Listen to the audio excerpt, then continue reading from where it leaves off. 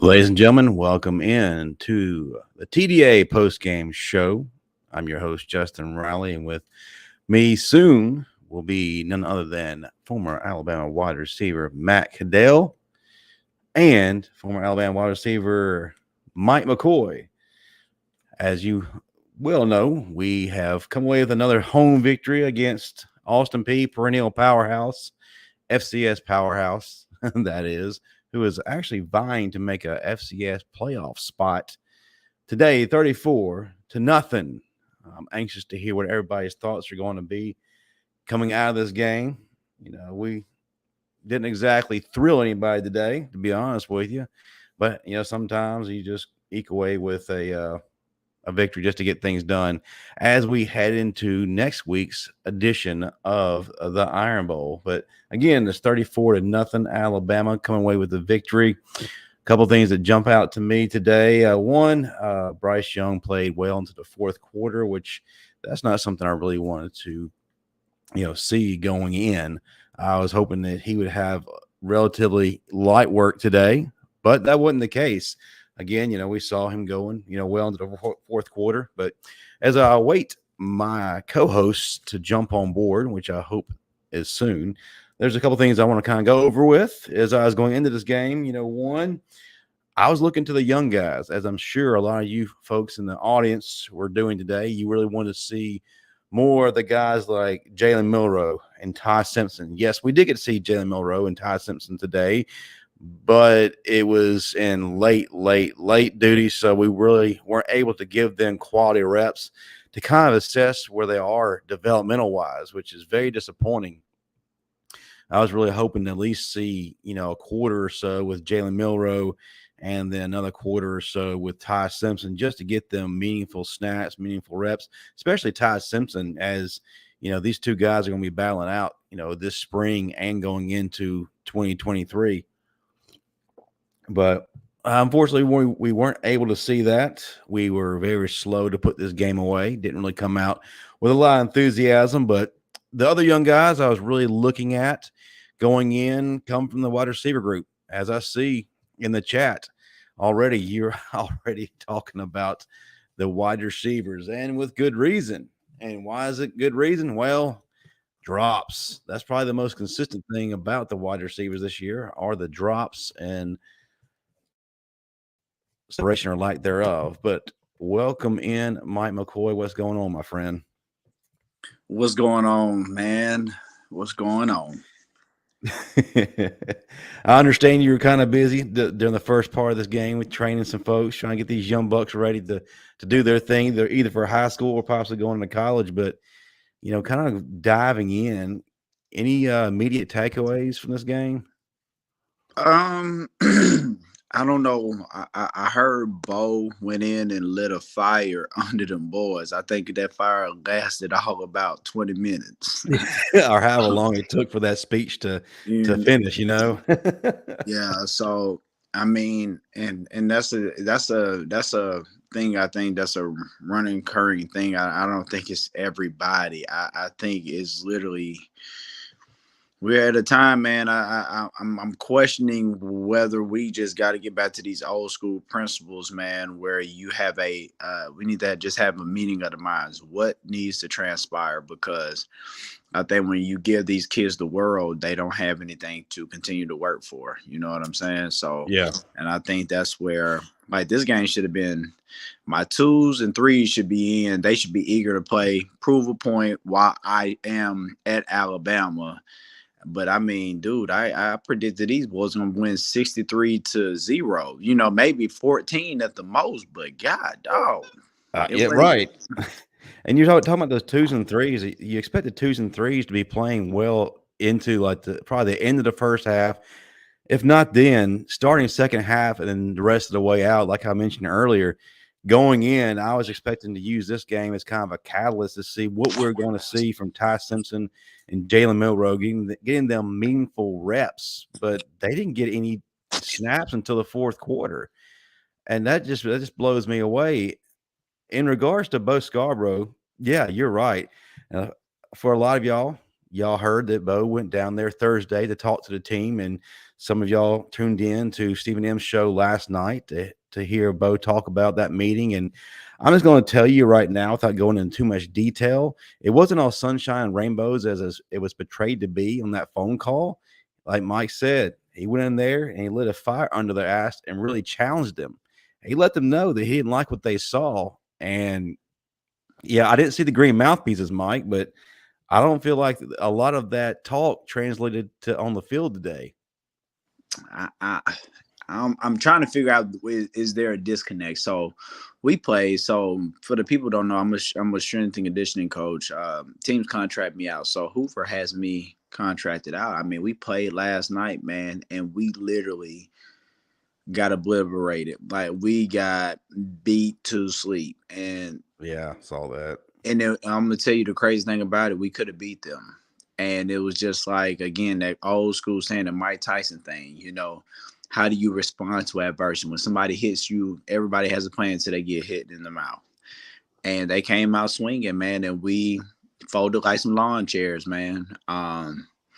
And I mean, just even from the sideline, again, tore my Achilles. I'm on the scooter, so I can only do so much. Yeah. But just the morale, man, just the energy. And I can't keep reverting back.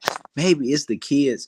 I don't know what it is. I'm trying to figure out, do we need to bring some Marines, some Navy SEALs in to start taking over and being on the sideline and showing what these boys, what manhood is about, sacrifice is about, brotherhood is about. Yeah. Everything is about self now. There's no camaraderie. There's no brotherhood. There's no meaningful conversations. You got former players. You're like, why should Bo have to be down there telling y'all what y'all should do? You're there for a reason. They bought you there for a reason.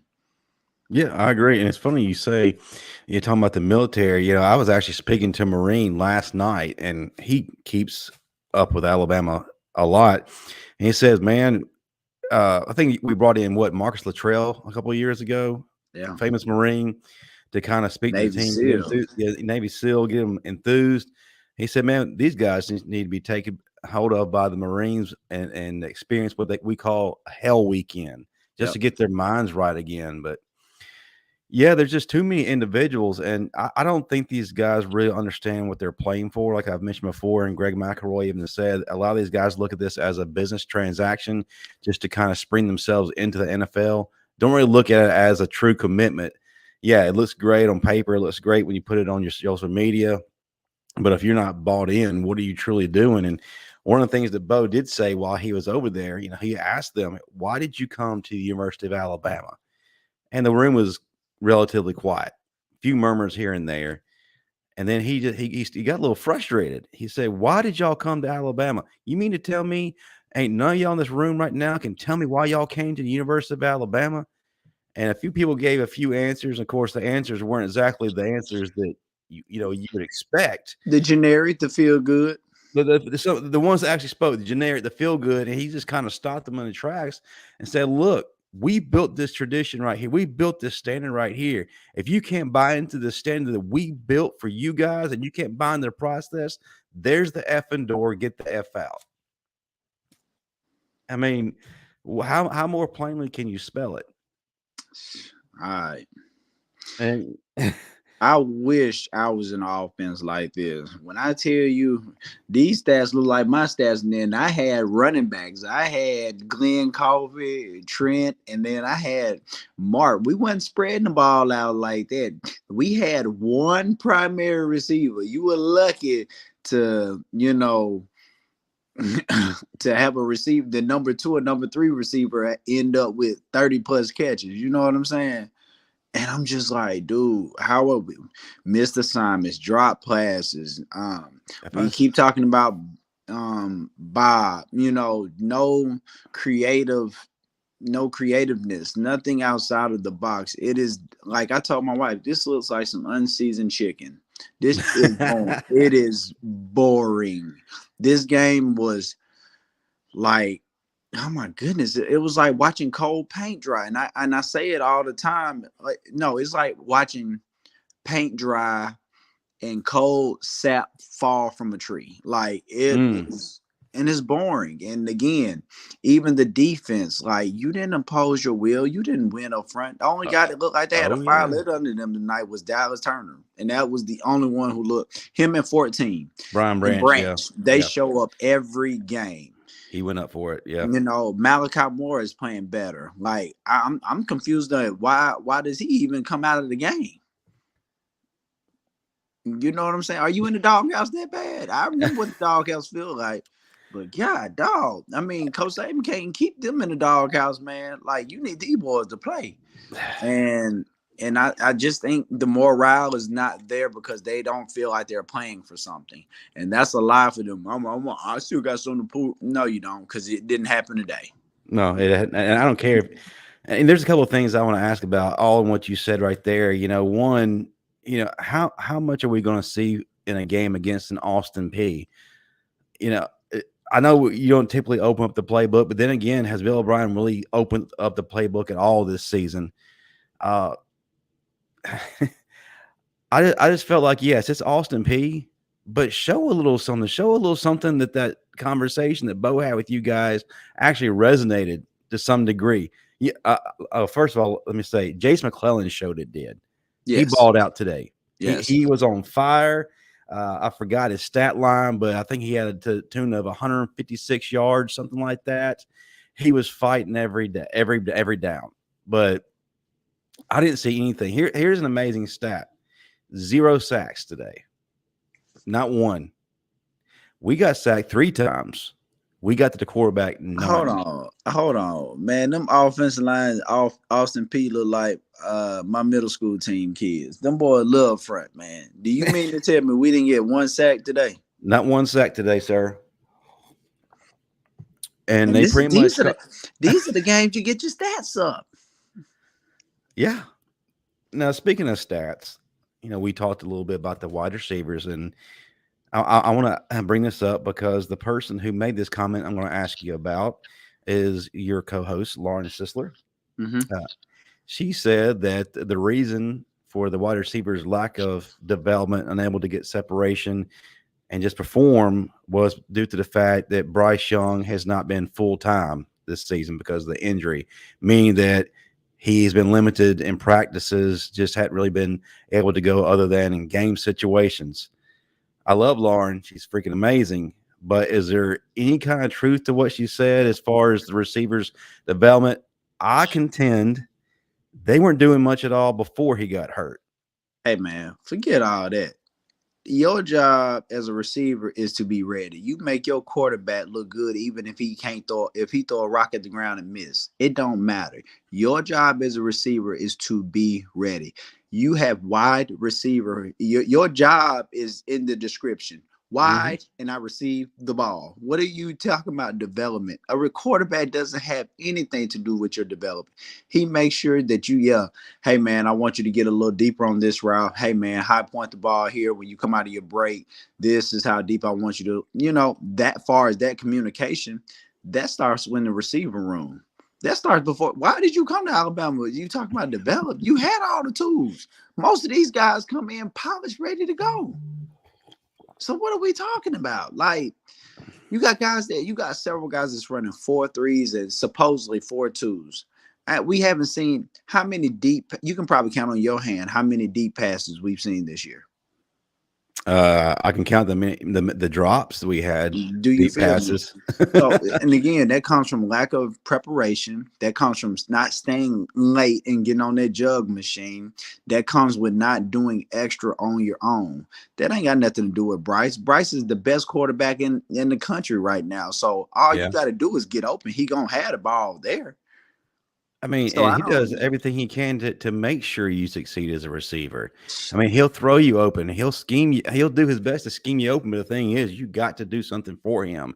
This has been the most colossal waste of a quarterback season I've ever seen. Put Bryce in a Georgia uniform and tell me what he'll look like. Oh, my Lord. I mean, look at what Georgia's able to do with less talent at the wide receiver position. I mean, their leading receiver is a former 2-star, man. And he a dog. I love him. He's amazing, but love him. their coordinator is scheming to the talent that he has around them. He's That's a not general. getting. Yeah, That's a general. That's somebody who understands, hey man, I don't have a superstar at quarterback and we got to make it work. what's up, Matt Caddell? P Dub, What's going on, guys? what's going on, brother? We're fussing like we always do. Man, I'm just hoping and praying for absolute chaos today and next Saturday and the Saturday after that. Well, it's actually already started, I believe. Didn't TCU fall to Baylor? I believe so. I don't know. I can look here in a second. Yeah, I believe TCU has fallen to Baylor in overtime, and then Michigan is trailing Illinois right now with 2:45 to go in the fourth quarter, albeit by 1 point, but still, it's chaos is there to be had. But it brings me. I think it's going to happen. I think I said last week I think if something chaos happens, I need it to happen this week, next week, and the week after that.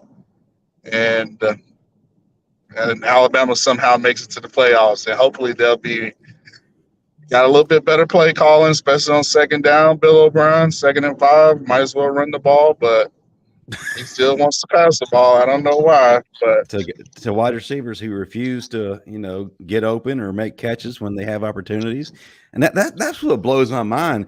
If this personnel group is not working, why are we forcing the ball to a group that's not catching? Why? I mean, you've got a stable of running backs that are not being used. I mean, today is like the most carries I've seen the entire season by a running back group. And look how we control the line of scrimmage. I mean, it's not rocket science. I know Bill O'Brien went to Brown College, Ivy League, but they brought that you got to have some football common sense, to run the ball, use these horses. I mean, I would just have so many different packages to keep defenses on their heels, and yet he still calls the same formations.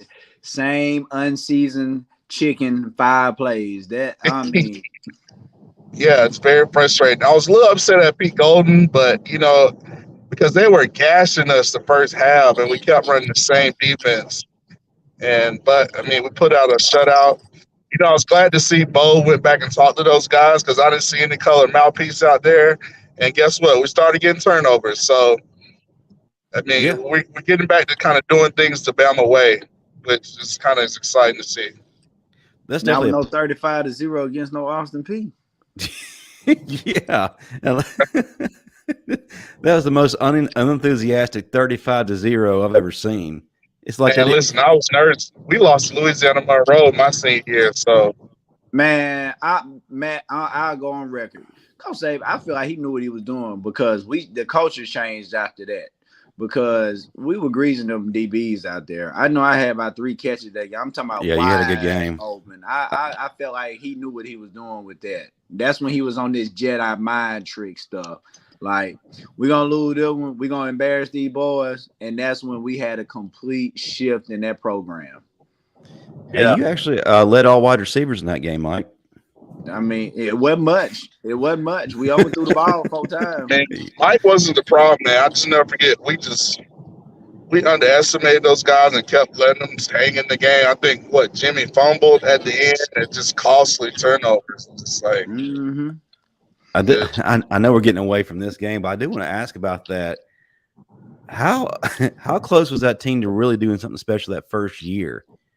I mean, I know there was a lot of things that kind of went wrong, but how close were y'all if y'all come away with some of those W's? You talking about in 07 out there? Yeah. Man, I don't think Major Applewhite gets enough credit. I don't think he gets enough credit. I don't think John Parker gets enough credit.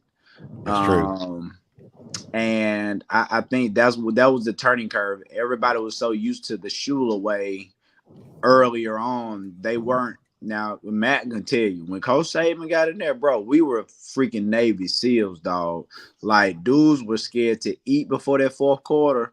Like, we was on some next, like, when they used to lock them doors, bro. Matt, tell them about just them wall runs, the warm-up. Man, well, our first game, remember that first we played Western Carolina and we warmed up. Man, we warmed up at like 65%. Man, we came back in the locker room. They chewed everybody out. Like, they're like, we're never going to warm up like that. You got to go 100. Like, they chewed us out for like 30 minutes, and then it was like kickoff. And I was like, man, but yeah, to Mike's point, man, Navy SEALs, Marines, I mean, they had us trained, locked, and loaded. And, you know, we had coaches like that fit our culture, what Coach Saban was trying to do. And, you know, we might have had our ups and downs that season, but we were close-knit guys. Like, a lot of the coaches, Coach Burns and Coach Cochran, they'll always say, man, y'all laid the foundation, man. Y'all might not see it now, but y'all laid the foundation for those guys to come. So it's obviously showed in the past 10 years of dominance. But, yeah.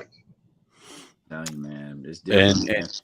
And the thing is, as you guys have passed the baton to each generation, they have willingly picked that baton up and have ran with it. But now it comes into question with this generation, and Bo challenged them. You know, we built all this, and he named you guys by name throughout the generation. And he asked him point blank, what kind of legacy are you leaving for this next group that's coming in? And that's a hard question for me to answer as a fan.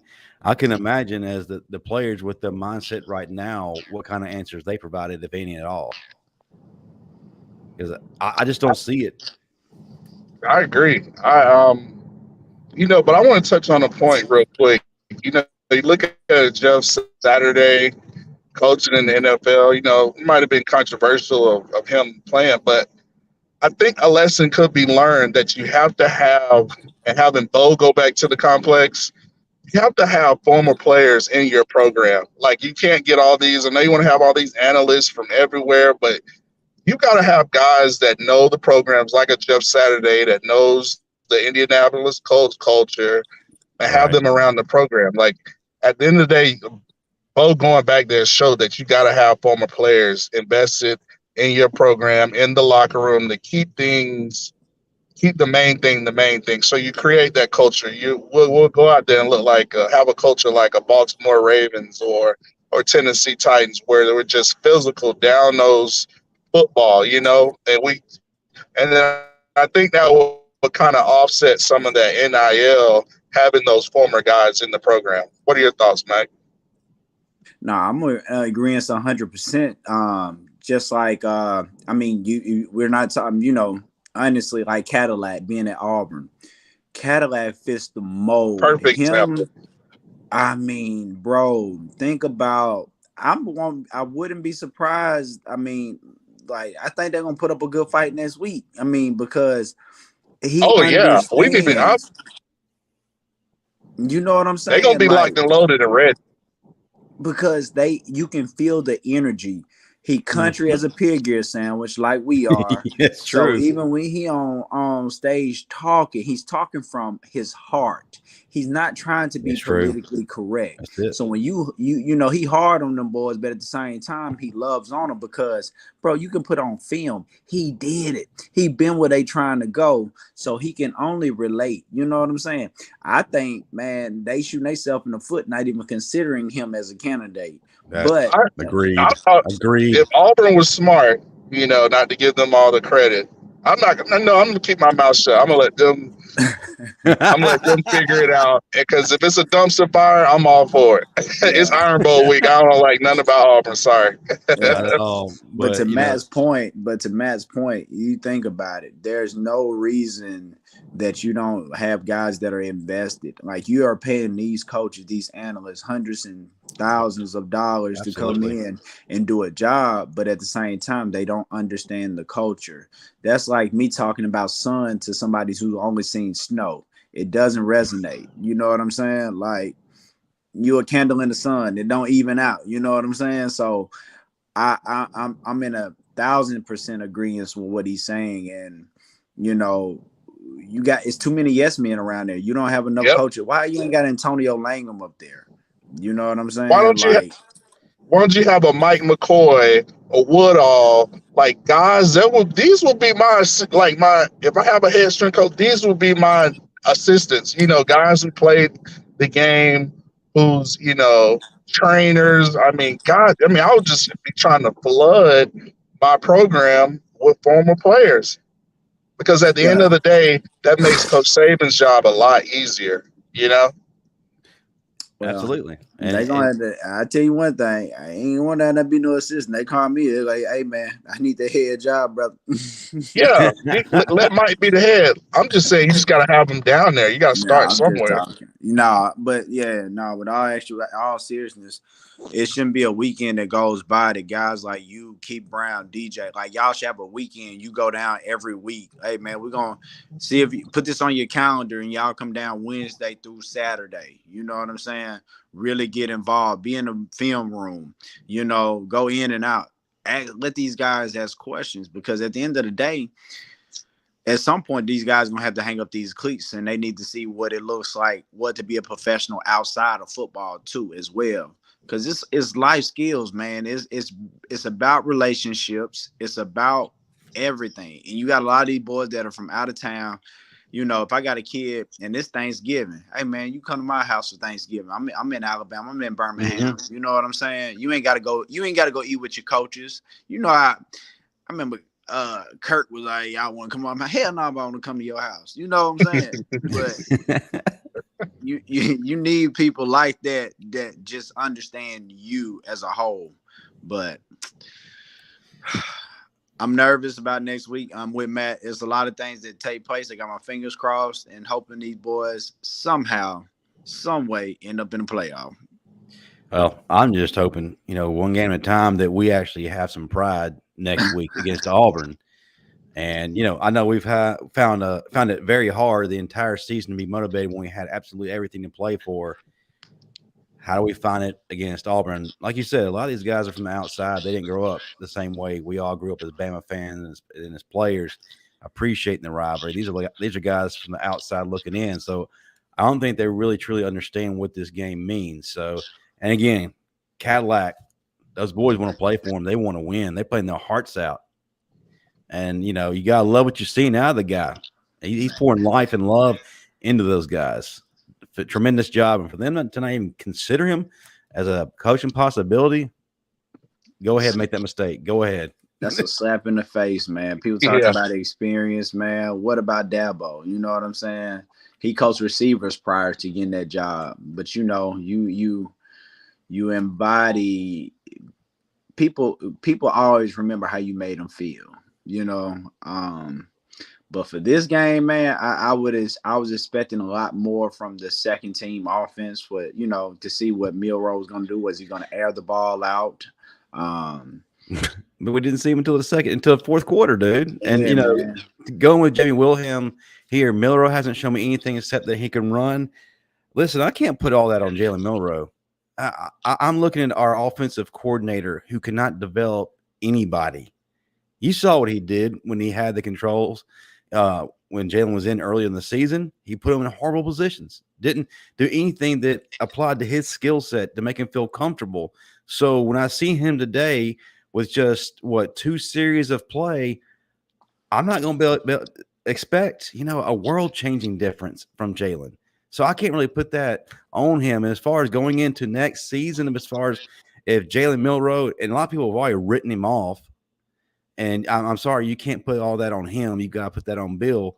But if they don't have a competent offensive coordinator, we're not going to see the type of quarterback that they're capable of becoming. We don't get a true litmus test of how good either one of these guys are going to be. No, I'm with you on that. And I know you wouldn't pull all your tricks out the bag, but this is the stuff that you work on, as a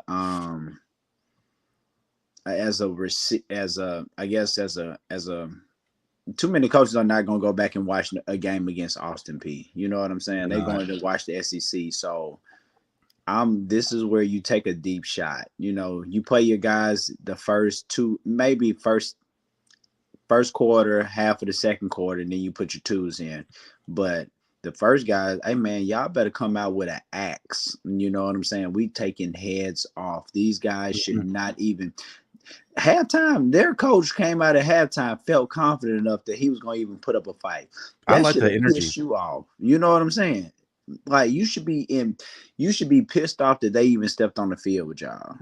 Absolutely. Hey, question here. I want you to expound on this. Everybody talks about Wiggins being so good, but our big weakness is with the wide receivers. Is Wiggins overrated? Your thoughts, Mike?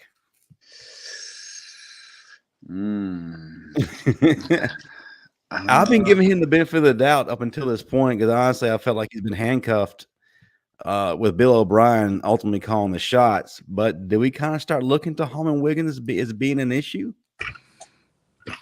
Well, I'm gonna tell him like this: as a position coach, you can only do so much. Your job is just to make sure your players know how to run the routes, how to point the ball, get in and out of the breaks, make sure they got the timing. But I don't know what type of power that Coach Saban has given him. I know each coach is different. And I know every year is different. So he may be one of those guys that don't kick or poke the bear. You know what I'm saying? Let me just do my job, stay out the way. But I haven't seen these receivers really get jiggy with it on that line. I haven't seen anybody high point the ball. Nobody just take over a game. We see glimpses of it, but just a consistent receiver. Yeah. Nah. So to his point, I'm not gonna say he's overrated. I'm not in the room, but dang, you put me in a pickle on that one, brother. Matt, you want to tackle this before we start opening up the phone lines? Well, I think it's two things. I think our offensive coordinator does not call plays to get these guys in a rhythm. It looks like he has different packages for different personnels, different situations. Instead of throwing all that crap out the window. Just like last week, he starts making a great point. He probably on the wrong Wi-Fi, but like where I think Matt is going is how we always did it. Is no matter what happened. I was trying to finish you up like you had froze out, but I think so. No matter what position that we played on the field, if coach called a concept, every receiver could run it. You know what I'm saying? So. Right. It wasn't a package. Oh, he's in here, so we got to run according to his skill set. If you're a receiver, bro, you're an anomaly. You different. You start like you do what they call. They know, well, we got certain packages in for him. He's not a quarterback. You're a receiver. Catch the damn ball and get open. Yeah, and that's my biggest frustration. And like Bill O'Brien, he still calls the same weak formations. Like they're not a lot. Mike, I'm watching the game, and like our alignments. When we get in this trip concept, it's little things like the back receivers are so far from the front receiver. They used to teach us to put our front leg on that back foot of the guy in front of us. Right. These guys like 2 or 3, and I'm like little things like that they have not noticed. So that would really help out the passing game. You know what I'm saying? You can kind of get in the rhythm, but I think Holman Wiggins is a good coach. He's put his resume. He's got 4 first rounders. I mean, he's getting guys. I just think, if anything, he just needs to go and either get with like a TO or somebody and change up his, wide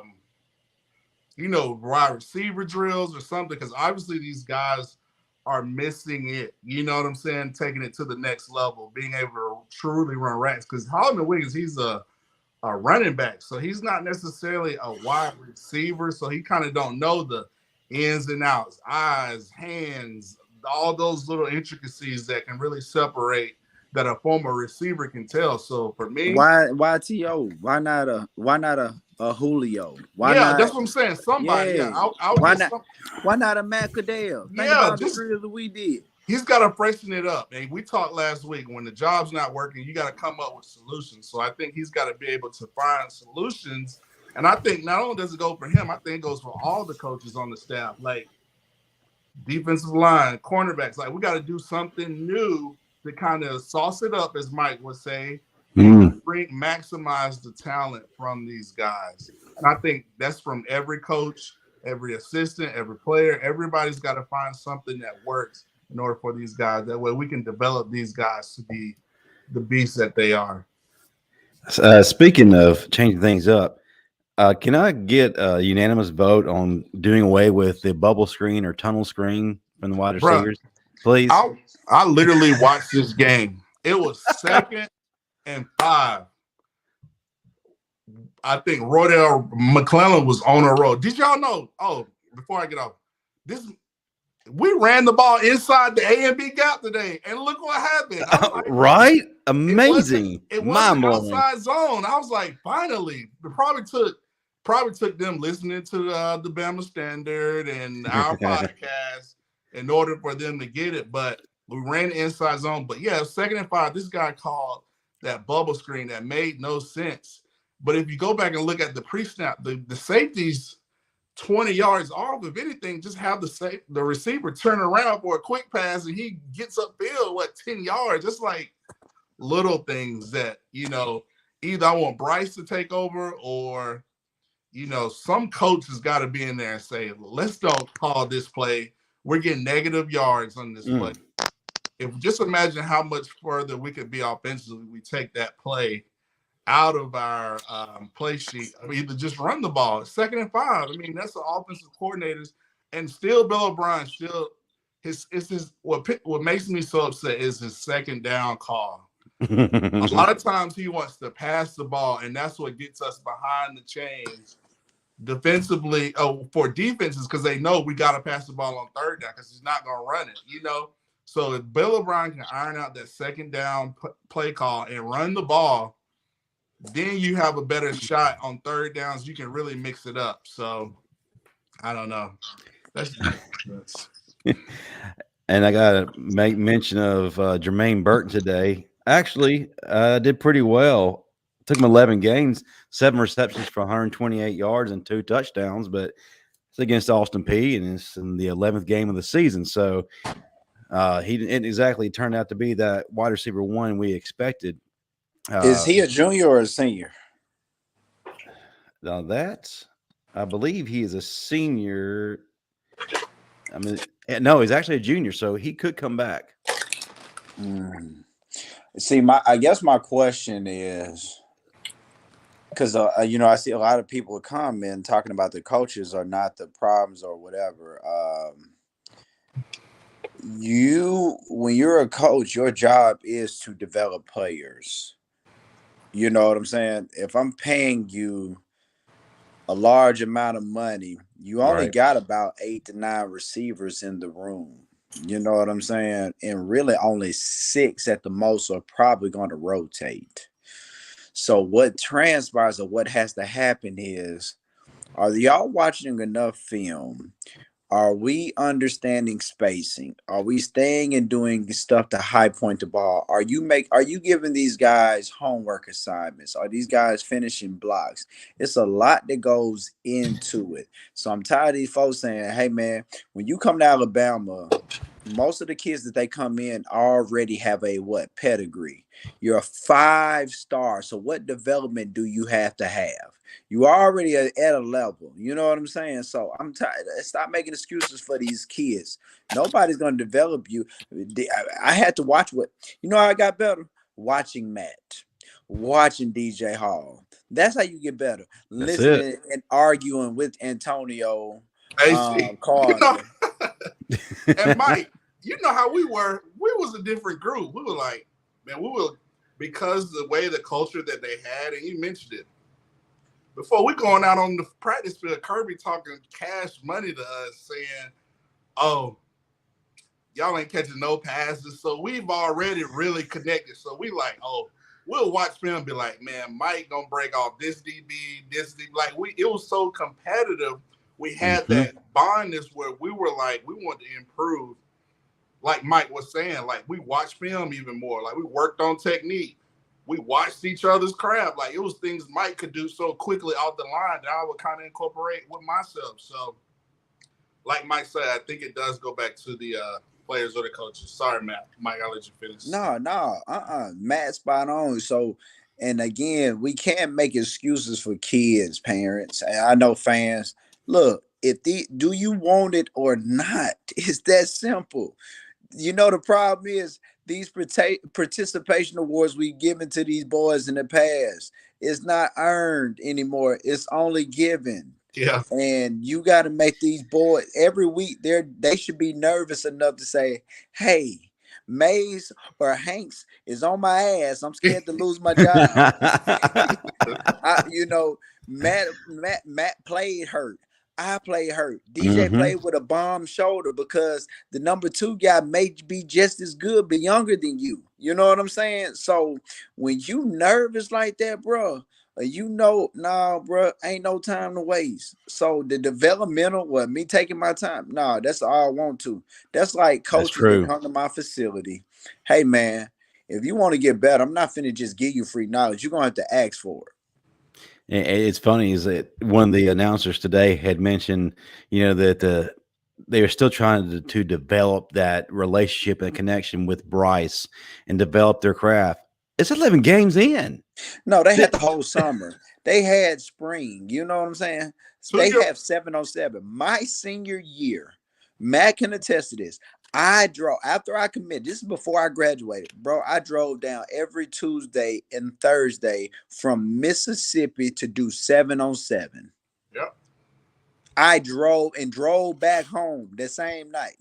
That's a 2.5-hour drive, bro. So either you want this or you don't. And I'm not just comparing me or talking about me. You got guys like Woodall that drove down.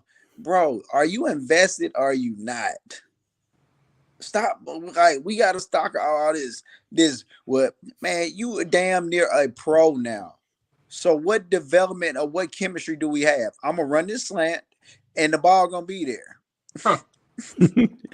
I'm going to run this hitch and the ball going to be there.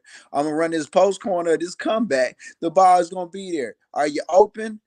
They're all competent enough to do your job. So stop making excuses for it. It comes down to who wants it the most. Word. Real quick, shout out to Jamie Wilhelm for the $4.99 super chat. We appreciate you, sir. You mentioned, Justin, before you change, you mentioned Bryce. And I've been evaluating Bryce. I got something to say about him. He's really good, but sometimes he's holding on to the ball too long. Yes. They'll show the replay and the guy is running wide open across the middle. I'm like, Bryce, just throw the ball or make the simple read. It's like, I don't know if he's trying to revert back to freshman year habits, trying to go for the chunk shot. But a lot of the times, some of these times, I'm not going to say a lot of times, if they show the replay, he's got an intermediate guy open and he's just not throwing it. I think Bryce has got to improve, continue to improve, and not rest on his laurels during these games. He's got to make better reads. He's got a lot of room for improvement. That just shows you how good he is. That's all I'm saying. Yeah, that's big right there. You make a good point on that, bro. Yeah, I mean, you took it right out of my mouth. That's the first point I was going to make. But then also, too, the fact that if the running lane is there, take it. And not just take the running lane, fully commit to it. Don't tiptoe, because there were several times where if he would have taken running lanes, I think 3 or 4 times, touchdown, easy. But no, he decided to hesitate.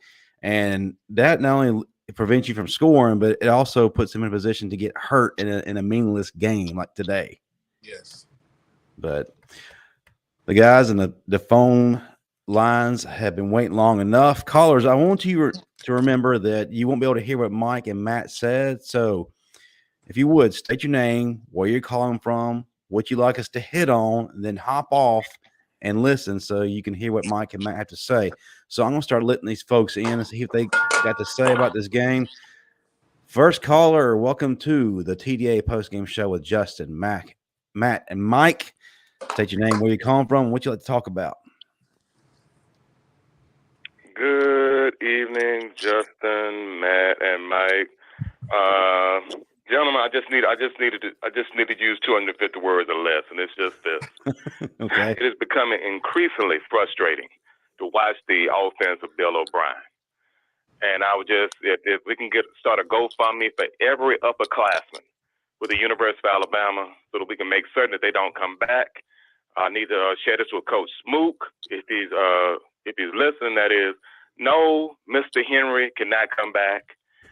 All his eligibility is used, and plus, if you go by what Mr. Nagy stated as far as my hometown as far as the Senior Bowl, he stated that the best thing since sliced bread, the best linebacker since Dick Butkus, Lawrence Taylor, Ray Lewis, etc. So he'll be in Mobile.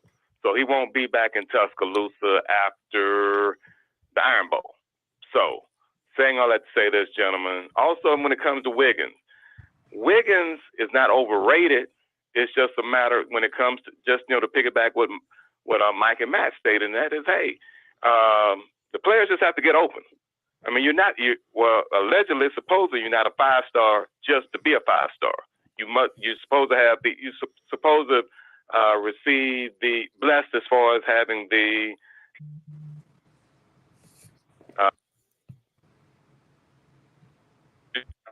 so by that being the case, it's just a matter of getting open. But as far as the Bama Standard, I just feel that we have wasted 2 years as far as Bryce Young as well as William Anderson Jr. And that's the saddest thing, gentlemen, is that we wasted 2 years, because if you look at it over the past 2 years, we really only lost one game, and even that one game that we lost, I have to put the caveat is that, hey, if J-Mo wouldn't have gotten hurt, if Mechie wouldn't have gotten hurt, then hey, we beat Georgia. And then you look at over the past 5 years, we've only played against that dude twice, and that's Deshaun Watson and Trevor Lawrence. And after those two guys, everyone else, we played mere mortals. And by that being the case, we should be exponentially in front of everyone. But yes, gentlemen, it's a new ball game, a new generation. Everyone is entitled. But the thing is that you have to. Best way to say this, gentlemen, and after this, I'm gonna be quiet, and that is, in order to win national championships, you must have two types of mentality of five guys that's needed. You must have a Debo on your team or a Mongo on your team. And for those that don't know about Debo, hey, he'll snatch your chain off, although your grandmother gave it to you, and leave you running away crying. But then as far as Mongo is concerned, Mongo, plain and simply, what he'll do is he will not only walk up to you while you're on your horse, but he'll knock the horse out while you're on top of the horse. And until we can get 5 guys on that team that have that mentality and that heart set, we're going to be good, but not great. Thank you all for indulging me, gentlemen. Y'all take care. And hey, I will tune in. I will continue to listen, but I'll tune in next week. Sounds good, brother. Roll Tide. Roll Tide. Who wants to take that first? I'm with him all. He didn't say nothing wrong. He ain't lying. We need some Debos, man. We need somebody that, hey, we need some Debos. Yo, Debo coming. That's like, I don't know if y'all watched The Wire. Omar coming. You gotta be nervous when he coming. But nah, man, I agree 1,000%. But I see a lot of people, comment just on the receiver play, man. What we said, man, just got to get open. Got to give me some better releases, man. Got to be crafty up top. You got to be creative at top of your route. Give me a 2-piece chicken dinner, high point the ball, be a bully, learn how to box people out when you're catching a pass. It's simple, man. But again, I don't go down there because I don't step on people. I don't want to step on nobody's toes. I'm sure Matt's the same way. I do my job. I stay out the way. But it was just like Kobe. When Kobe was everybody you saw when the season started, he was what? He was ready. But again, you get in that routine, you're away from home. The main thing is not the main thing anymore. What you slack off, I held him accountable. High point the ball, get in, be tight on these routes, keep your head on the swivel. But it is what it is, man. Here's an excellent question from Jessica in the audience, guys. I think I'd love to hear what your thoughts here. Is Alabama better with an average quarterback? Real question. More balanced, more focused as a team than a player? Because it seems like we thrived more with more the game manager at quarterback.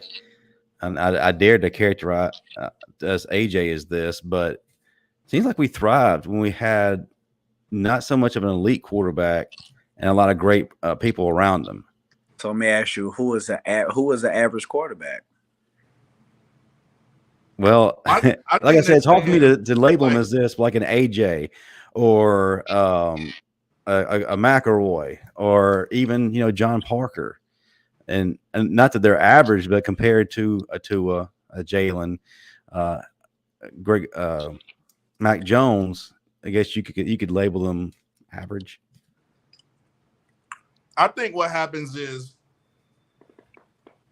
we're so talented at the quarterback position that the team seems like they rely on Bryce overall on a Bryce or a Tua. It's like when Mac Jones came in, yeah, he wasn't the elite Jalen Tua level, but you had a good team around him and he had skill players where everybody was playing their game to another level. Whereas I feel like when you have such an elite talent on top of bad play calling, a lot of people are going to say, oh yeah, we don't have. But when we had average quarterback, we would run the ball. All this is getting exposed because we're not running the ball. We don't have competent play calling. We don't have play calling where it makes it easy for these guys to get open. So all these issues are happening when you don't have good, competent play calling. You can have all the talent, but if you have bad coaching, all this stuff looks like crap. It gets exposed. That's all I'm saying. I got you. No, I mean, I'm in a complete alignment with Matt on that. But those were different eras, man. This offense keeps evolving, so you never got a chance to see a JP or McElroy in these type of offenses. Yeah. You know what I'm saying? Mm-hmm. Even Jalen Hurts, look how much he developed when he left Alabama and went to Oklahoma. Yep. He was up for the Heisman. You know what I'm saying? Look what he was doing. Look what he's doing in the NFL now. Oh, yeah. So I don't think we had the right people in place to develop a guy like that. True. You know what I'm saying? So he's only getting better. So is it the coaches or is it the systems? That's the question. Yeah. And I hope that answers your question, Jessica. We're going to take another call. They've been waiting patiently. Welcome to the live TDA Post Game Show. You're on with Justin, Matt, Mike. If you would, state your name, where you're calling from. Tell us what you want to talk about. Then hop off so you can hear these fine gentlemen give their response. What's going on, fellas? It's your boy, Coach Smoot. And I've been waiting. Mike, Matt, Justin. Some of the comments I've been seeing about the wide receiver coach, and it's just a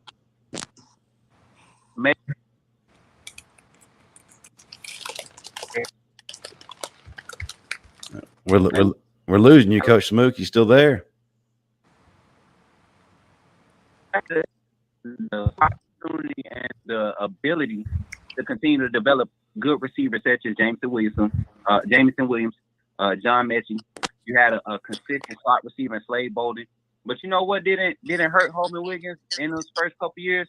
Having a horrible offensive coordinator who didn't know how to use personnel.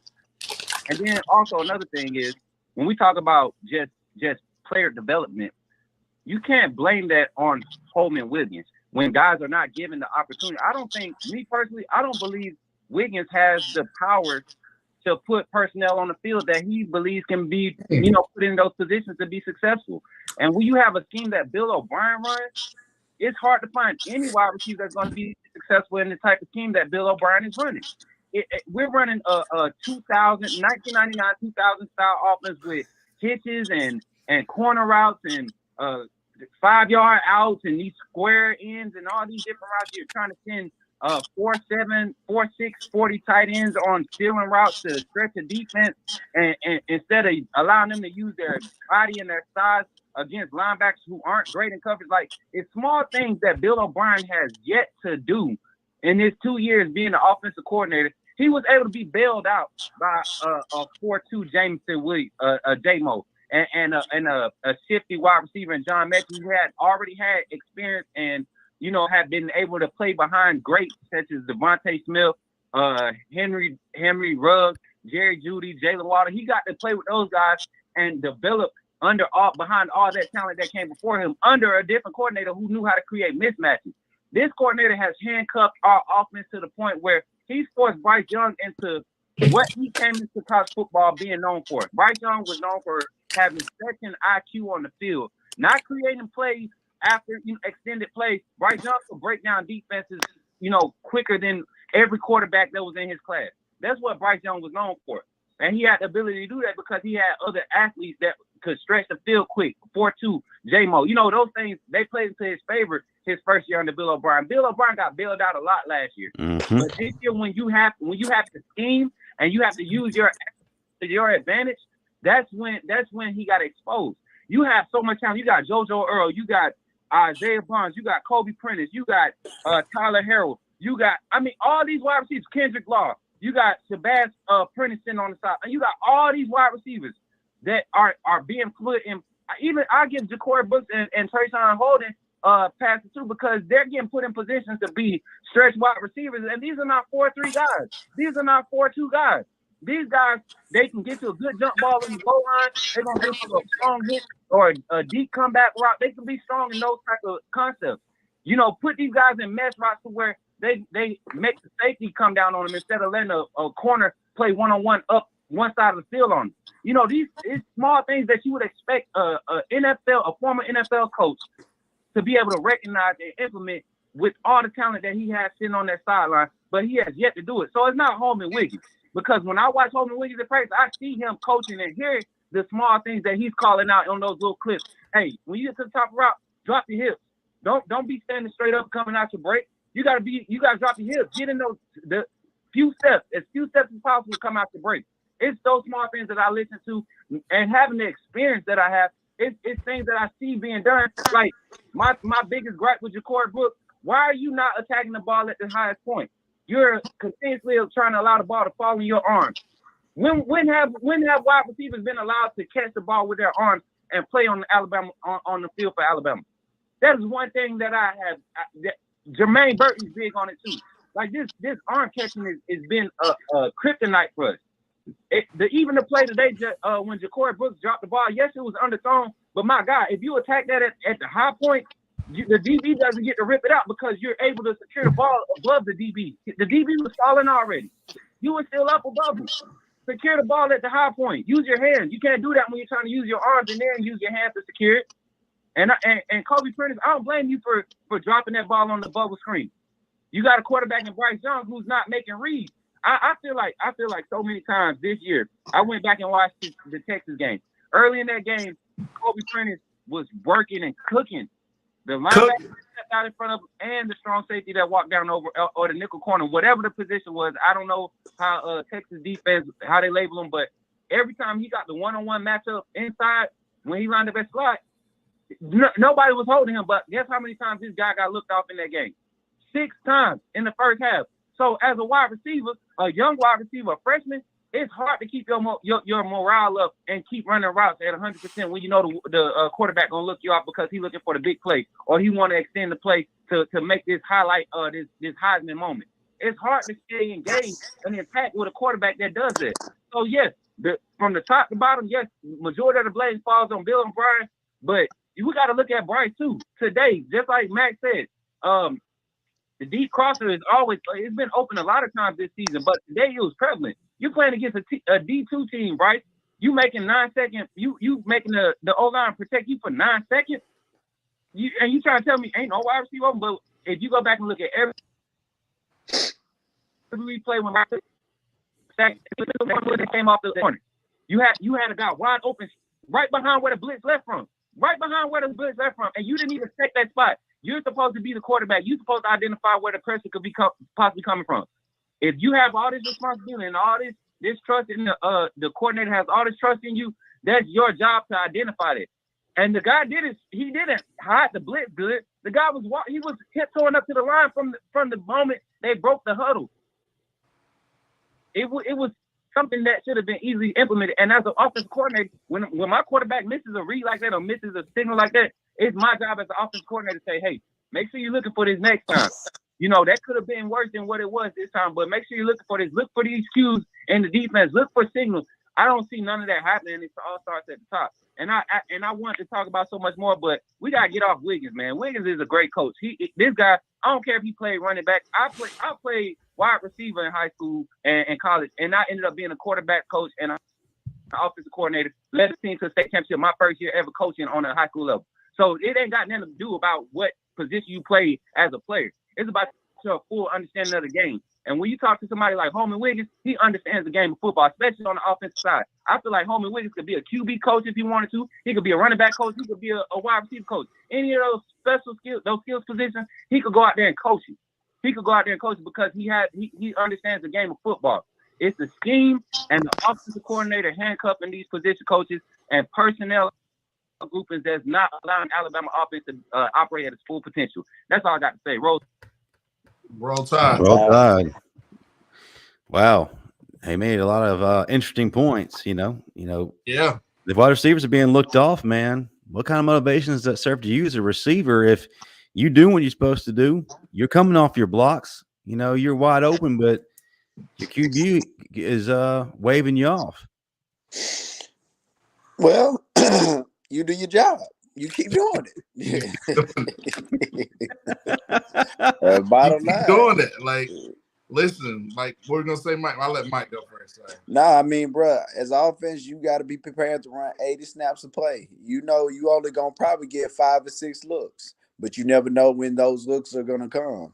And when the plays break down a lot of time, that's when you may make something out of nothing. It's just part of the game. That's what comes with the job. They're not going to throw the ball every down. I think they did early on. They did a better job distributing the ball, but I think right now, man, they playing safe. I think agents are starting to talk to a lot of guys and say, "Hey, man, this is what we want to see on film. This is what they're hearing, where their draft stock is going." I'm talking about QB play now, and I mean, bro, it's a lot that goes into it, man. I call it what Coach Saban always say is rat poison. So There's too many outside people tugging, pulling, and you hearing. You turn on the TV, So, like I said, man, it's hard to block out the outside noise when you've been good for so long, man. Mm-hmm. I agree. Yeah, I think the caller was spot on. I just think all this goes back to Bill O'Brien, man.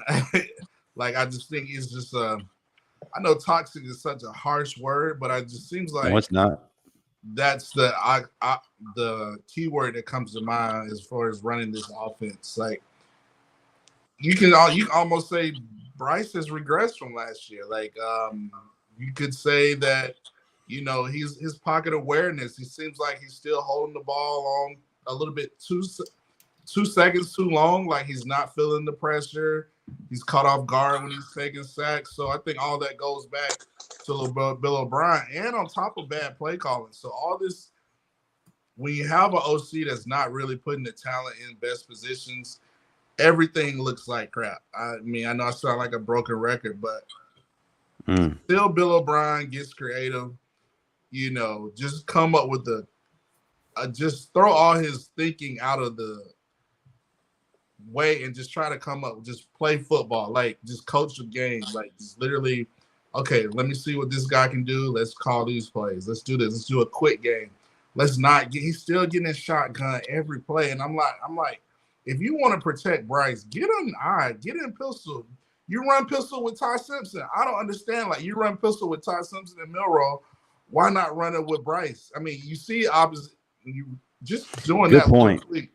Opens up inside zone, outside zone, where you're not as predictable. When you're coming out doing the same thing, the defense is like, well, you're limiting yourself so much offensively. He gets in the same formations. Excuse me. He gets in it's just so frustrating. And I just think that's just Bill O'Brien's just really, really, it's just toxic, man. He's not really helping the offense because his play calling is not making any sense. So now I got a question. I want y'all to think about this. Does he not go under center because Bryce is not as tall as those other 2 quarterbacks? You're going to have to listen. Bryce going to have to do it when he get in the NFL. Oh, yeah. I'm with you. Absolutely. I think you have a valid point right there, Mike. Yeah, absolutely. And but go ahead. No, I was going to say my second point is to what Lauren had said earlier. are they getting away from practicing so tough? Because like you said, Bryce is only practicing on, he's only performing on Saturday, if that's the truth. I don't know. But if he's only getting a limited amount of snaps during practice, maybe he is regressing, like Matt said. You know what I'm saying? Because practice just makes permanent. That's all it does. Mm-hmm. It don't make perfect, but it makes permanent. And if you're not getting those consistent reps in, you're not going one-on-ones, like good on goods in practice.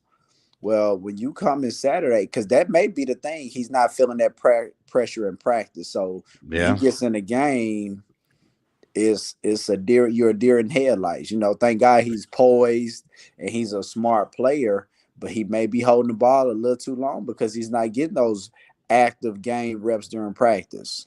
That's a good point. That's an excellent point. I can see where you're coming from, where that be an issue. That might be the issue. Because I don't know, it's sometimes I'm like, Bryce, throw the freaking ball, like run, get out, like they're coming for you. And you show the replay, and it'll be like 2 open running lanes, or he could have ran, or it'd be somebody coming across wide open, and he's like not making the read. So maybe this, injury has something to do with it. I told you. Now, my shoulder, like, I don't care. I remember they was like, man, stop. Because we all had them injuries. And what they going to do, they're going to shoot you up. You feel good that game. But, when that stuff wear off, them practices, man. But I think they may be and I'm not saying they baby him, but it may be something more it may be a root cause. That's all I'm saying. I think it's a valid point. Valid point. I think we've all missed that. That's something we definitely need to be taken into consideration right now. So why would you play him today if that was the case? He got sacked. How many times did he get sacked today? 3. And you think about it, why would if this is where you find out where your quarterback is for next year, right now, game like this? I think if my thoughts. I think you sit. Actually, why not sit him today and let Milroe play the first half, Simpson play the second half? Yeah. I mean, that's just what it is. Oliver Bacon, I think it's safe to say that Barbara O'Brien needs to pack her things and go.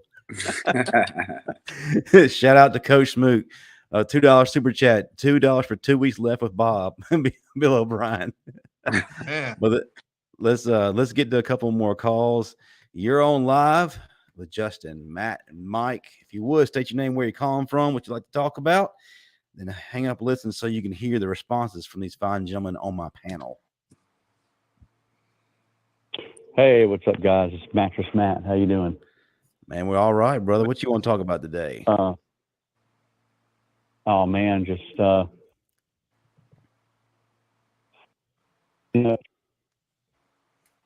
first I thought he might be mentally ill, but I think he might actually be a genius. Because he's chosen an offense. This is what I think his tactic is. Oh boy, he's chosen an offense that was created even before football even existed. And so there's not even any video footage of it. So the opponent can't watch and prepare for the offense. Also, if you put your 4th string receivers out there that are the slowest receivers on the team, maybe the defense will be caught off guard, and there'll be some mismatches going on. Or if you get them to run their routes as slow as they can, maybe the defenders will outrun them and they'll be open. Possibly. I think you're onto something. And if you were to name the offense, I really think there's a method behind the madness. If you were to name the offensive style that Bill O'Brien has, what would it be? I'm guessing it would probably be what's called the T formation, standstill drop back offense from 1797, just after the Revolutionary War.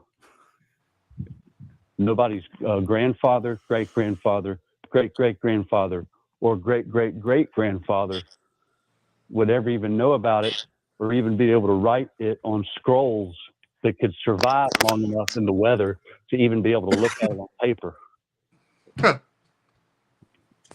So nobody knows about it. Wow. I think it's a secret maybe that he's keeping. I don't know why it hit me today, but it just hit me, and I'm just so proud of myself. As you should be. I'm so excited. Wow. So excited, y'all. I hear you, brother. Well, thank you for the call. I'm gonna let Matt and Mike. Anyway, if y'all can give me praises and for my brilliance of figuring this out, I would appreciate it. Yes, Because sir. I need some love and a little boy or pat on the back for figuring this out. Sure thing. There we go. We appreciate the call, Y'all have a Matt. great day. You too. All right, bye-bye. I'm the type of person that kind of dives in there. I'm gonna be honest. Like, our offense is so bad, and our play calling is so predictable. I'm wondering, it's like this cannot be saved. I'm wondering if like Saban is like playing the same hand each game, and somehow we get in the freaking playoffs, and he changes every, like, the offense, like all that stuff we ran that looked so bad, like we crushed it. Yeah, thrown out. The playoffs. Like that's the optimistic part of me, but like a lot of times, like that's the only thing that makes sense. I'm like, why is Bill O'Brien calling this play again? Like, it's making no sense. So that in my head, I'm like, that's the obvious reason, right? Like they're playing with us right now. It's all for the big setup. And Saban knew this all along. We win the Natty and all this stuff, and we look like geniuses. But I hope that's it. But I still want to get rid of Bill O'Brien. Golden. Like I said, he'll be getting my coffee every day. And but yeah, I don't know what's up with Bill O'Brien's offense. I don't know. Am I the only one that notices when Milroe? Well, I noticed when Milroe came in, it was like the play calling was a little bit more fluid. You didn't have any more checks. We were just lining up, running the play. And then when Ty Simpson came in, you saw a little bit more pistol. You saw passes, quick game. You think somebody else is calling those plays, or like what is? Because it seems like O'Brien has a little bit more creativity when it comes to, a Milroe Simpson, or really a Ty Simpson. Because when Ty Simpson came in the game, they were aggressive. They were moving the ball, trying to score points. I was like, whoa, what is this? It looked fluid. What are your thoughts, Justin and Mike? I honestly think he's scared of Bryce. And what I mean by that, it may be too much talent for him to cultivate. You know what I'm saying? He grandfathered them. I think, and I could be wrong, he handpicked Milroe and Tyson, them his babies. He has a relationship with them. His job with Bryce is don't mess it up. Let me just do my job, just go along, get along, what I think. Let me keep this unseasoned chicken with no creativeness, because I feel like he can rip. As a coach, you brought these boys in. You can get into a Tyson. You can cuss out a Milroe and no repercussions because you got them there. Mm-hmm. But as opposed to somebody who just won the Heisman, he's not practicing. You're not gonna be on the tip like, hey, bro, you acting soft today, cuz you not practicing. Oh, you want to have, I don't think he has the kuhanas to approach him or say something like that. You know what I'm saying? So I think you inherited him, so you're not gonna mess him up. You know what I'm saying? Now that's how I'm looking at it, because immediately, like what Matt said, immediately when he put those two other guys in there, you saw like, hold on, saw plays that you hadn't been seeing at all. Yeah. Wait a minute. This ain't this ain't what we just watched the first 3 quarters now. Come on now. Guys, really, and then you doing it with the 2 and 3 receivers. You know what I'm saying? We saw a jet sweep. I saw a jet sweep when them guys came in. I saw the first one of the season. I'm like, quick short passing game. I'm like, whoa. Like, yeah. It's shocking. Yeah. Now I want to ask y'all a question, but before I do that, I'm going to take this last caller who is waiting patiently on the line. If you would, state your name, where you're calling from, what you like to talk about, and then if you would hang up and listen so you can hear the responses from this gentleman on the panel here. Hey, Justin, it's Daniel from Phoenix City. How are you? What's going on, man? Glad to have you here with us. What would you like to talk about today? All right. So I think it was Mike a few minutes ago that said something that kind of jumped out to me. He said that practice doesn't make perfect, it makes permanent. And I'm going to agree with him because I'm going to look at this a little bit differently. I'm a musician. I am not a football player. But he is absolutely right. And I feel like this kind of goes hand in hand with music. If you practice something poorly, slowly even, and you just speed it up, it's still going to suck. You have to get it right, get it right, get it right. And by the time you get it to speed, it is going to be right. That said, you get where I'm going with this. It's the same thing here. Why are they practicing wrong, I guess, is what I'm saying. Because they're just not executing, which is disappointing. And I mean, even then, that's just by yourself. If you go to take that same piece of music and try to do it in a band setting, just because these other people are practicing quotations doesn't mean that they're practicing their part right. If they don't have their part right, you have yours right. It's still a cluster. It's not going to work. And I did a piece with the music school here a few years ago that the guitar players, drummers, everybody had the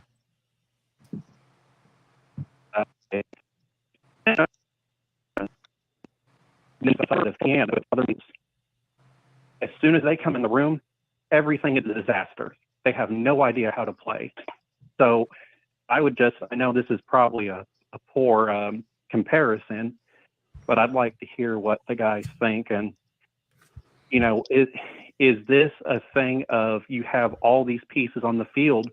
Maybe they're doing their portion right, and they're just not executing as a team, if you get what I'm saying. And of course, Bill O'Brien sucks, and that ruins everything. Great question. We're definitely going to take that on. Great analogy too. I think that actually works in this situation right here.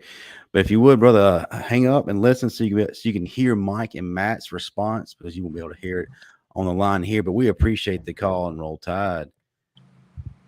Well, yeah, I think like Mike, and to the caller's point, like we've got to practice it the right way. If we're trying to make music, if we so chance get a miracle and are able to get in the playoffs, we got to beat Auburn first. But we got to start doing it the right way, and that's on everybody, coaches, players. Coach Saban's got to be the general and be like, listen, guys, we're not making good music. It's not this hard. Bryce, I need you to know if you can go, if you can practice. If you're practicing, you're getting all these reps. I'm sorry. We just got to get timing down. We got to look better offensively. You always got to stay on chew Bill O'Brien out. But, we got to do things the right way to make better music offensively. And I don't know if Bryce is he's a top pick. He's getting hurt. You don't know what Bryce is going on with, but if he can't practice, I think we need to play the guys that can practice. Yeah. And just move forward with that, and then call the plays when those guys are in. That's my 2 cents. No, I'm in complete agreement, but like the caller said, they're running practices a lot like NFL style practices now. That's what a lot of college teams are going to, because again, this NIL has come in, and you have to treat these guys like they're $1 million athletes. You know what I'm saying? So I can't give them the wear and tear that you would traditionally do to the players, because now you got these heart monitors on. Hey, coach, he's not hitting 21 miles today. We need to shut him down today.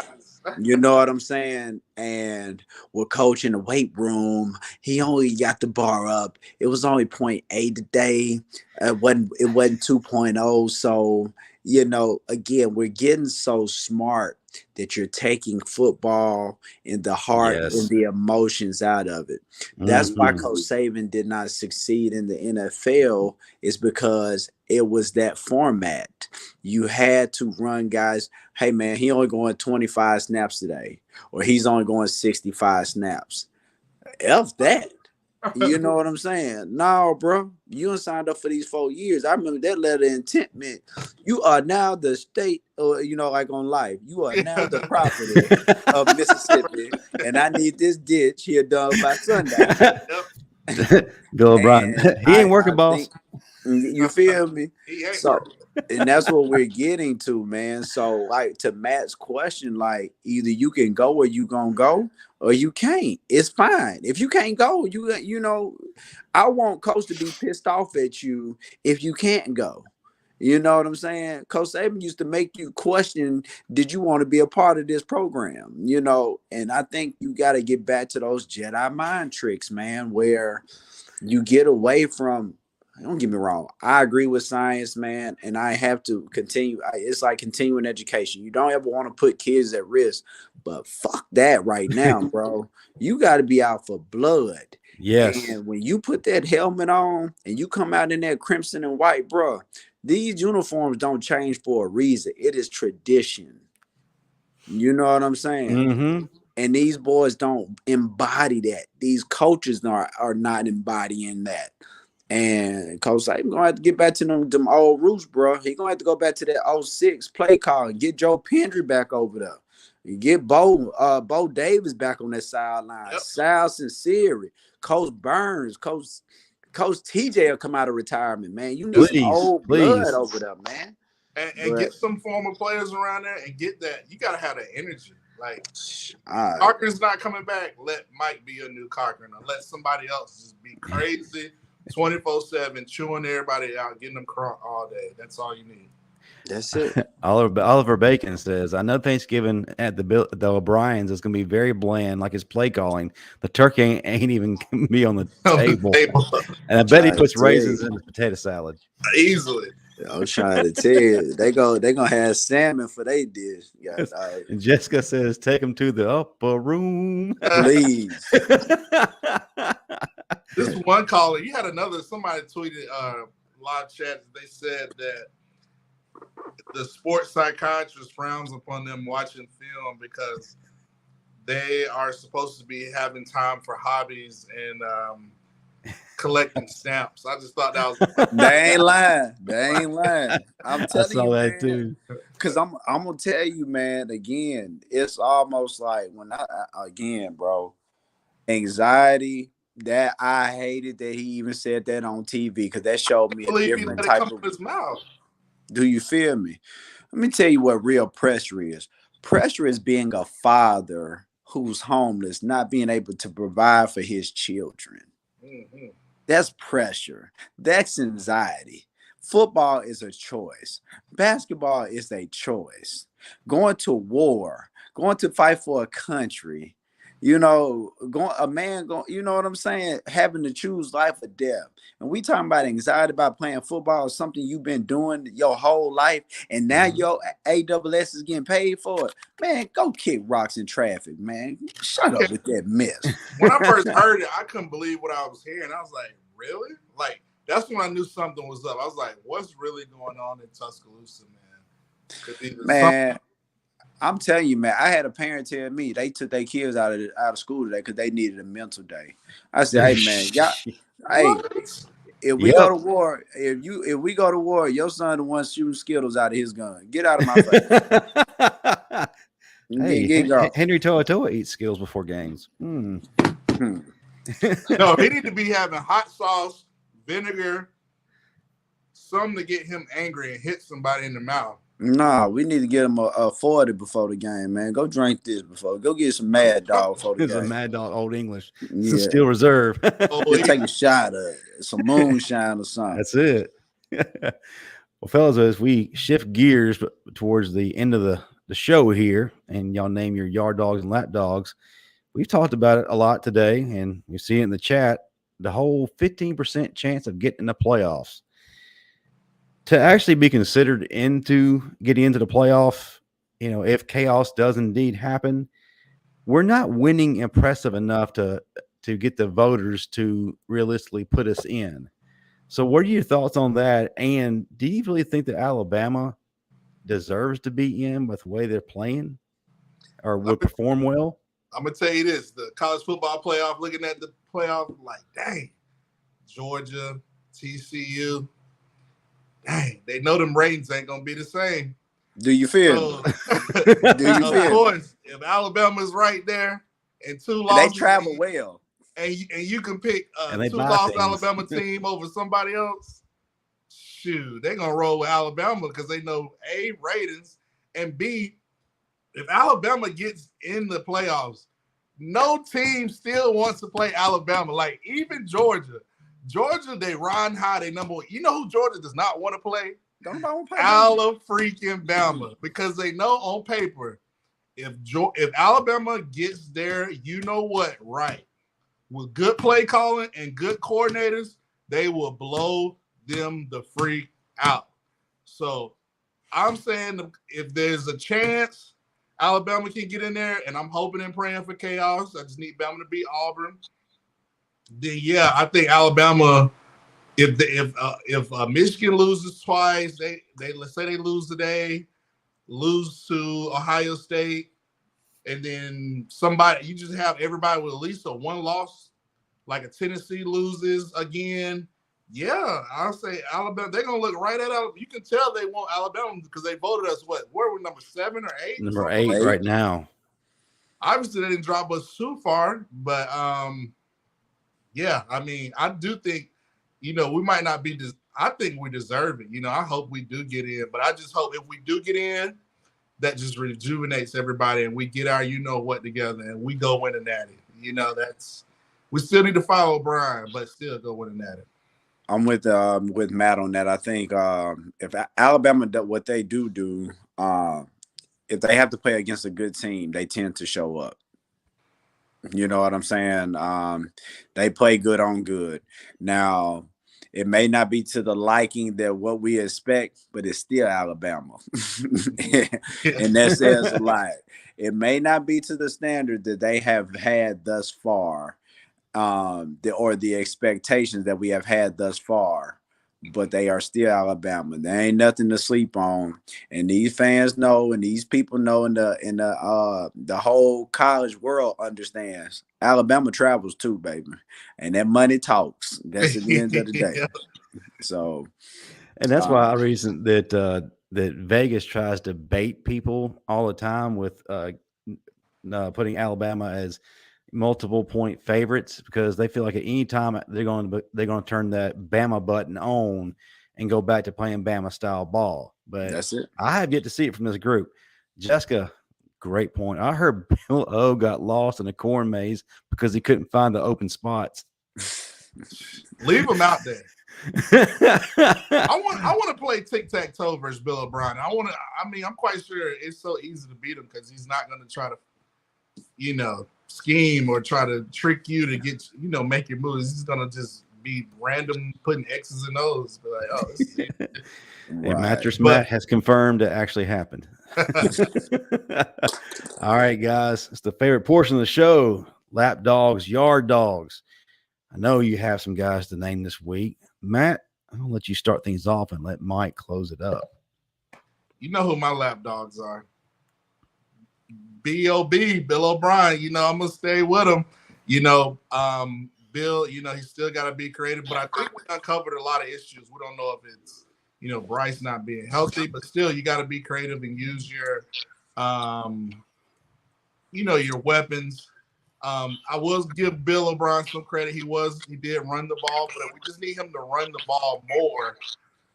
That way we can be a little bit more fluid, more physical up front. Let's see. My yard dogs. Oh man, who really impressed me? I mean, this guy. I'm just gonna stick with this guy, Brian Branch. I mean, this guy is solidifying himself either All-American status or first round. To me, he's my first safety off the board because he's a Swiss Army knife. He can play inside. He can play outside. He's got so many skill sets. I mean, he got a pick today. I still think we're not using our players to their strengths. You know, I wish Bill P. Golden would come out that cover 2 shells sometimes, but hopefully we get things ironed out. But my yard dog goes Brian Branch.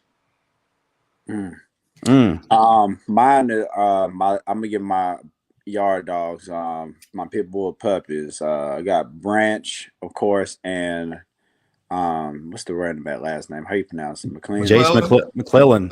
Jace, man, I got to give it to him. Like Matt said, he ran extremely well today. We know what we can expect out of him once we give him the ball. My lap dogs. Don't say it. It's always that one person. You know who it is. It's Bob, of course. Bob. And we're gonna say Hug and Henry. I said the whole front set. The whole front seven. The whole front seven. The only one Dallas played well today. He's probably the only one on that D line that I felt like was consistent. I think that bold message resonated with him that day. Him and the Branch, they played extremely well, and Jace. Yeah. So those are my pit bull puppies for today. Hey, couldn't disagree with that at all. Right on point. And unfortunately, there are no upsets today, no chaos. Baylor managed to lose by 1 point to TCU, and Michigan edged out Illinois by 2 points. Did y'all see Vandy beat Yes, I was today? Yes, they did. On Vandy, Tennessee. I'm telling you, Tennessee don't come in there. Vol fans already talk about how they're gonna checker the stadium and all that stuff. I'm like, man. Oh, they've all of a sudden started talking again. But you know, their coach used to be, again, he's an alumni. He played at Vandy. He was a fullback. Yeah. He was a fullback. Again, man, it's that culture, man. I'm telling you. Got to. The young boys starting to understand. Coach Saban better get hit with him. Better get them leeches away from him. Yep. He got too many squares in his circle, man. Too many squares. He got them squares in the circle, man. All right, guys, this game is done. Iron Bowl week starts. Any thoughts before we head out about the Iron Bowl? How you feeling? We don't eat. We don't sleep. It's Iron Bowl week, baby. Roll Tide. This is the week I do not. I'm sorry. You got family members that are Auburn fans. We can eat together, but as soon as after we eat, put my last plate up, it is all. I can't stand Auburn. Roll Tide, roll. Let's dominate. I need the players to get focused because Cadillac is gonna have them boys ready. We need to come out and hit them in the mouth and set the tone, get creative, and let's go out there and finish the season strong. Like let's not just win.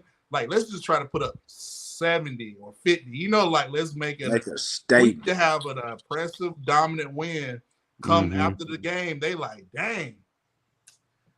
Well, this lost Alabama team don't look too bad, you know. So you know, hopefully we just put up a dominant win. But it's Auburn week, Iron Bowl. I hope everybody enjoys their family. Have an enjoyable, safe Thanksgiving. I know I'm going to try not to eat too much, but I am. I'm not going to lie to y'all right now. I ain't going to be able to do my tradition. Normally I usually be in the woods that afternoon. But you know, with this hard cast on, I'm over here just moving and grooving. Okay. But man, y'all have a wonderful, and I'll see y'all next week. Yes, sir. Roll Tide, everybody. Thanks for everybody in the chat. Thanks for the gifts from the chat as well. We'll see y'all next week. Peace. Roll Tide. Yes, sir.